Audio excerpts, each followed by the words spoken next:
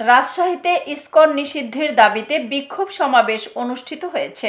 রাজশাহী জেলা প্রতিনিধি গোলাম কিবরিয়া তথ্যচিত্রে দেখুন বিস্তারিত।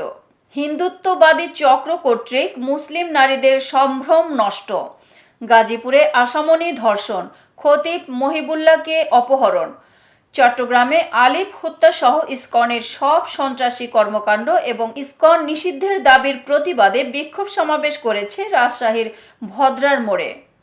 শুক্রবার 24 অক্টোবর বাদ জুম্মা নামাজের পর এই বিক্ষোভ অনুষ্ঠিত হয়। মিছিলে ইসকনের ঠিকানা এই বাংলায় হবে না, ভারতের সঙ্গী ইসকন তুই জঙ্গি, তুমিও জানো আমিও জানি, ইসকন মানে হিন্দুস্তানি, বিশ্বের মুসলিম এক হও, লড়াই করো, ফাঁসি ফাঁসি ফাঁসি চাই, ধর্ষকদের ফাঁসি চাই, আলিফ হত্যার বিচার চাই ইত্যাদি স্লোগান দিতে দেখা যায়।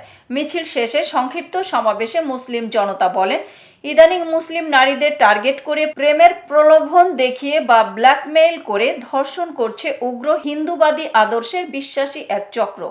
এটি একটি নির্দিষ্ট এজেন্ডার অংশ। আমরা যদি বুয়েট শিক্ষার্থী শ্রী শান্তের দিকে লক্ষ্য করি, সে নারীদের নিয়ে বিকৃত কল্পনা করার ক্ষেত্রে মুসলিম নারীদের বেছে নিয়েছে। এরা কখনো সাধারণ ধর্ষক হতে পারে না। সাম্প্রতিক যে ঘটনাগুলো ঘটছে, এগুলো কখনোই সাধারণ ধর্ষক বলে উল্লেখ করা যায় না।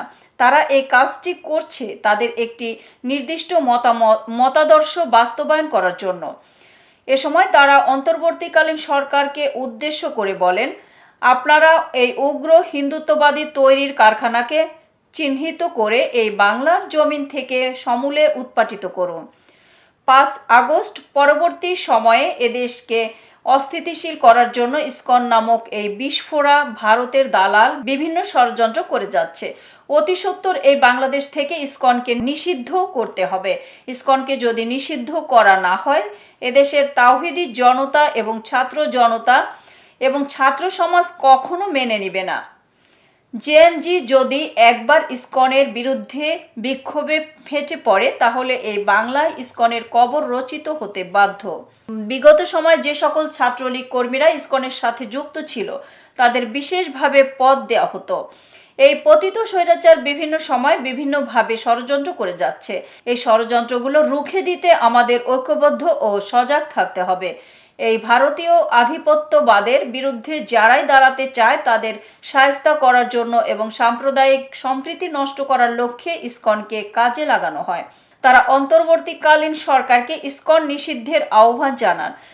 সিঙ্গাপুর, আফগানিস্তান সহ বিভিন্ন দেশে ইসকনের কার্যক্রম নিষিদ্ধ। বাংলাদেশ মুসলিম প্রধান দেশ হয়েও ইসকন কিভাবে তাদের কার্যক্রম এদেশে পরিচালনা করতে পারে? হিন্দুদের বিভিন্ন সংগঠন থেকে বলা হয়েছে, ইসকন তাদের ধর্ম প্রচারের কোনো সংগঠন না।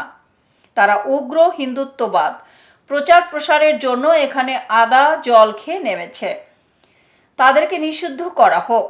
ইসকন আমাদের ধর্মের সৌন্দর্য নষ্ট করছে। বিক্ষোভ সমাবেশে থেকে অন্তর্বর্তীকালীন সরকারকে বলা হয়েছে, ইসকনকে নিষিদ্ধ করা হোক।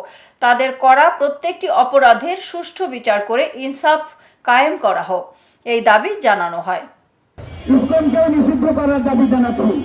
আল্লাহ রাব্বুল আলামিন সূরা মায়েদার 82 নং আয়াতের মধ্যে বলেছেন যে, হে রাসূল, আপনি মুসলমানদের প্রতি কঠোরভাবে শত্রুতা পোষণকারী ইহুদি এবং মুশরিকদেরকেই বেশি পাবেন। সুতরাং মুশরিকরা এবং ইহুদিরা আমাদের চরম শত্রু। এই শত্রুদেরকে আমরা কখনোই আমাদের এই দেশে স্থান দিতে পারি না, ঠিক না? এতক্ষণ সাথে থাকার জন্য ধন্যবাদ। i1 টিভি নিয়মিত আপডেট পেতে ভিজিট করুন আমাদের ওয়েবসাইট, ফেসবুক, ইনস্টাগ্রাম ও ইউটিউব চ্যানেলে।